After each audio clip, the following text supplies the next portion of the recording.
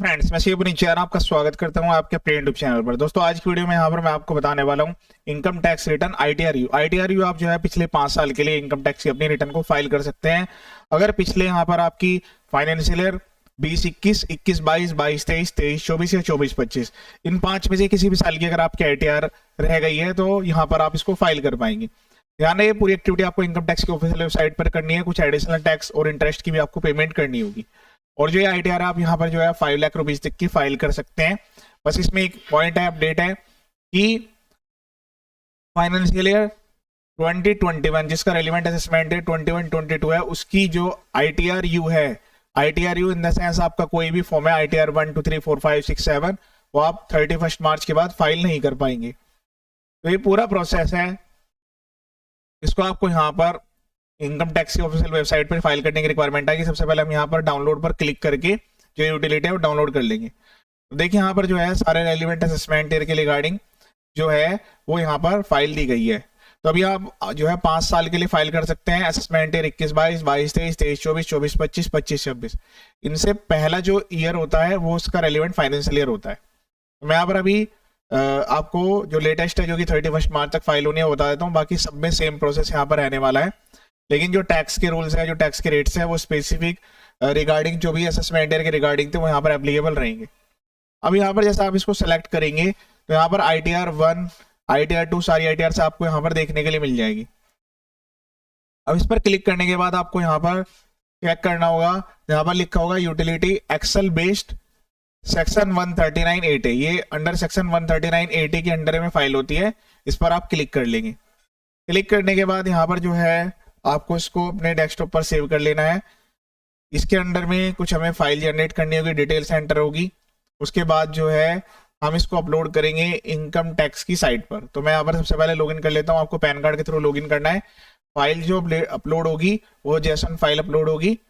ये जो हमने अभी यूटिलिटी डाउनलोड की है इसमें एक्सेल फाइल रखी हुई है, उसको ओपन करेंगे, उसमें डिटेल्स फिल आउट करेंगे, उसके बाद यहाँ पर अपलोड करेंगे। सिंपल आसान प्रोसेस है। आपको अपने पैन कार्ड के थ्रू लॉगिन करना है। अगर भूल गए तो फॉरवर्ड भी कर सकते हैं। तो यहाँ पर एक बार लॉगिन करने के बाद मैं आपको दिखाता हूँ ये जितने भी असेसमेंट है यहाँ पर लिखे हुए हैं, इन सबके लिए आपको आईटीआर 139A का ऑप्शन देखने के लिए मिल जाएगा। प्रोसेस सब में सेम रहने वाला है। 139A हम सेलेक्ट करेंगे। तो मैं भी आपको यहाँ पर 21-22 के लिए बता रहा था। जिस भी साल की आपको ये फाइल करनी है वहाँ पर यूटिलिटी में वो ईयर सेलेक्ट करे, फिर उसके बाद आईटीआर वाले पॉइंट पर जाकर 139A वाली जो एक्सेल यूटिलिटी है डाउनलोड कर ले। ठीक है, तो इस तरीके से आपको सेलेक्ट करना होगा। यहाँ पर नो पर क्लिक करना है, फिर उसके बाद आईटीआर सेलेक्ट करनी है। आईटीआर 1 2 3 4 सबके लिए डिटेल वीडियो मेरे यूट्यूब चैनल पर अवेलेबल है। बाकी सारी details same as it is डलेगी। कुछ प्राइमरी डिटेल्स है जो कि यहाँ पर चेंज होती है इस income tax return ITRU form. ITRU form इसको अपडेटेड रिटर्न कहा जाता है। अगर आपने पहले आईटीआर नहीं भरी तब भी आप फाइल कर सकते हैं। अगर आपने आईटीआर भरी हुई है और उसमें कोई मिस्टेक हो गई है, आप अपडेट करना चाहते हैं, एग्जाम्शन रिडक्शन को कम करना चाहते हैं, इनकम को बढ़ाना चाहते हैं, सारी चीजें आप कर सकते हैं। ध्यान नहीं, एक बार ही फाइल होगी, दोबारा इसको रिवाइज नहीं कर पाएंगे। कंटिन्यू पर क्लिक करेंगे। ये इंस्ट्रक्शंस हैं, इनको ध्यान से पढ़ लीजिएगा। अपडेटेड रिटर्न जो है लॉस के लिए फाइल नहीं हो सकती है। अपडेटेड रिटर्न जो है वो यहाँ पर टैक्स कम नहीं करेगी। अगर यहाँ पर कोई जो भी लायबिलिटी आपकी पहले से डिटरमाइंड थी उसको भी कम नहीं कर सकती है। रिटर्न जो है यहाँ पर कोई भी आपको रिफंड नहीं दिया जाएगा इसके रिगार्डिंग।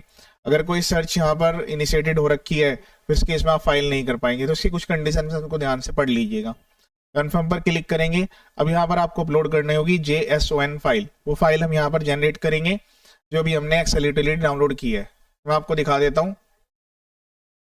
यहाँ पर ये यूटिलिटी डाउनलोड होकर आ गई है। इस पर राइट क्लिक करेंगे, एक्सट्रैक्ट फाइल पर क्लिक करना है। इसके बाद यहाँ पर जो है ये फाइल एक्सट्रैक्ट होगी। तो मैं भी यहाँ पर इसी लोकेशन पर एक्सट्रैक्ट कर, आप यहाँ पर एक्सट्रैक्ट कर लेंगे। उसके बाद फोल्डर ओपन करेंगे तो उसमें एक एक्सेल फाइल रखी हुई मिलेगी, इसको ओपन कर लीजिएगा। ओपन करने के बाद इसमें जो है यहाँ पर एक ऑप्शन आएगा एनेबल का, तो आपको इसको एनेबल कंटेंट पर क्लिक कर लेना है। अब इसमें जो बेसिक डिटेल्स है आईटीआर 1 फाइल करना, आईटीआर 2 3 4 सबके लिए डिटेल वीडियो वो मेरे यूट्यूब चैनल पर अवेलेबल है। जो बेसिक चीजें यहाँ पर अपडेटेड है वो मैं आपको बता देता हूँ। सबसे पहले तो यहाँ पर आपको अपना नेम देना है as per pan card, pan number लिखना है, एड्रेस लिखना है, ईमेल आईडी, मोबाइल नंबर लिखनी है। ठीक है, उसके बाद नेचर ऑफ एम्प्लॉयमेंट, अगर आपको एम्प्लॉई है तो लिख देंगे, अदरवाइज यहाँ पर जो है नॉट एप्लीकेबल का ऑप्शन आएगा, वो भी आप सर्च कर सकते हैं। ठीक है, जो आईटीआर के रूल्स है कि कौन सी आईटीआर फॉर्म किसके लिए एप्लीकेबल रहती है वो सेम एज इट इज यहाँ पर भी रहने वाले हैं। तो भी मैं यहाँ पर अदर सेलेक्ट कर लेता हूँ।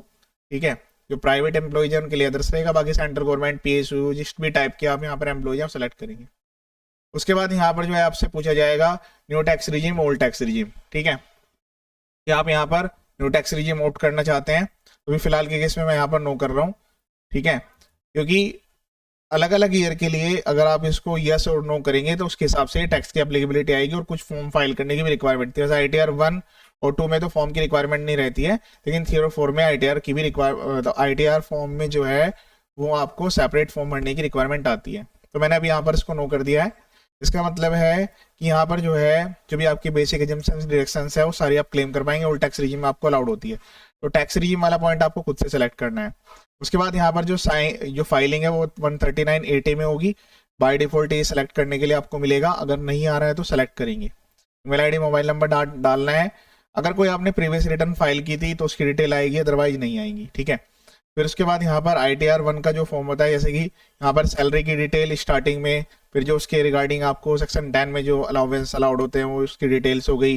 हाउस प्रॉपर्टी की कोई इनकम है वो यहाँ पर आ जाएगी, कोई इंटरेस्ट की इनकम है वो यहाँ पर आ जाएगी, other source, single house property की इनकम, सैलरी की इनकम, ये फॉर्म जो है आपकी कवर कर लेता है, ठीक है। बाकी इसके अलावा कोई कैपिटल गेन की इनकम है या फिर बिजनेस की इनकम है, फिर आपको ITR 234 में जाना पड़ेगा, ठीक है।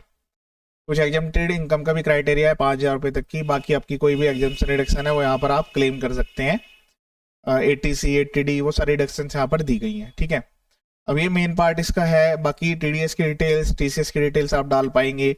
ये जो मेन पार्ट है वो ये है 139A के रिगार्डिंग कि जो यहाँ पर फाइल कर रहा है पर्सन, उसको इसमें कुछ ऑप्शन सेलेक्ट करने होते हैं कि आप अब डिले फाइल कर रहे हैं, अपडेट कर रहे हैं, तो यहाँ पर आपको अपना जो है डिटेल्स यहाँ पर ऐड करनी होगी। पैन नंबर ऑटोमेटिकली आ जाएगा, फ्रंट में आप डालेंगे आधार नंबर। उसके बाद यहाँ पर आपसे पूछा जाएगा कि क्या आपने पहले से रिटर्न फाइल की थी। तो देखिए अगर आप इसको यहाँ पर सेलेक्ट करेंगे कि आपने पहले रिटर्न फाइल की थी, उसमें यस और नो का ऑप्शन आएगा। यस करेंगे तो किस सेक्शन में फाइल की थी, अगर आप इसको नो कर देंगे तो ये वाली पॉइंट जो है वो हाइड हो जाएंगे, ठीक है। तो इसने फाइल नहीं किया वो नो सेलेक्ट करेगा, इसने पहले फाइल की हुई है और वो अपडेट करना चाहता है तो यस करेगा। फिर उसके बाद चेक करेगा कि उसने किस सेक्शन में फाइल की थी, 139 ओरिजिनल रिटर्न। बाकी अदर जैसा आपने ब्लेडेड फाइल की है वो अलग पॉइंट हो गया, ठीक है। ITR का टाइप आपको सेलेक्ट करना होगा। मैं इसको फिलहाल यहाँ पर नो सेलेक्ट कर लेता हूँ। अगर यस करेंगे तो फिर कौन सी ITR आपने भरी थी, क्या डेट थी, क्या एक्नॉलेजमेंट नंबर था, वो डालना होगा। अब यहाँ पर आपने अगर फाइल नहीं की तो इसमें एक ऑप्शन आता है रिटर्न फाइल नहीं की। अब अगर आप इसको यस कर देंगे तो उसके बाद ये डिटेल्स भी आपको डालनी पड़ेगी और यहाँ पर रिटर्न ये वाला ऑप्शन आप नहीं ले पाएंगे क्योंकि पहले आपने रिटर्न फाइल की थी, उसमें रीजन आपको सेलेक्ट करना होगा, ठीक है। देन उसके बाद यहाँ पर जो है आपको डिटेल्स में भी नो के हिसाब से ही बता देता हूँ। उसके बाद यहाँ पर पूछा जाएगा कि are you filing the updated return during the period. तो अब इसमें पीरियड आपको सेलेक्ट करना होगा। जो भी इसका रेलिवेंट असेसमेंट ईयर है तो उसके एंड होने के बाद आप इसको कितने महीने में फाइल कर रहे हैं, 12 महीने के अंदर कर रहे हैं, 12 से लेकर 24 महीने के अंदर कर रहे हैं, 24 से लेकर 36 महीने के अंदर कर रहे हैं, या फिर 36 महीने से 48 मंथ तक आप इसको यहाँ पर फाइल कर रहे हैं। तो इस केस में तो अभी ये वाला लास्ट वाला ऑप्शन आएगा। बाकी जैसे आप अगले साल के लिए फाइल करेंगे तो उसमें सेकंड वाला ऑप्शन आएगा, उससे अगले साल में ये वाला आएगा, और जो भी लेटेस्ट वाले है उसमें तो 12 महीने वाला आ जाएगा, ठीक है। इसके हिसाब से इंटरेस्ट और जो टैक्स एडिशन है वो कैलकुलेट होगा आपका। उसके बाद ये बेसिक डिटेल्स मैंने आपको बता दिए। हर साल में सेम इसी तरीके से आपको सेलेक्ट करना होगा कि आप कितने पीरियड के अंदर फाइल कर रहे हैं। टैक्स पेड एंड वेरिफिकेशन वाले पॉइंट में बेसिक डिटेल सेम इसी तरीके से आएगी जैसे हम नॉर्मल ITR में फाइल करते हैं। बाकी जो इसका पार्ट BTI है उसमें आएगा सैलरी इनकम आप कितने रिपोर्ट कर रहे हैं, हाउस प्रॉपर्टी कितनी इनकम रिपोर्ट कर रहे हैं, कैपिटल गेन और बिजनेस तो इसमें आता नहीं है, वो ITR 2-3 में आपको देखने के लिए मिलेंगे।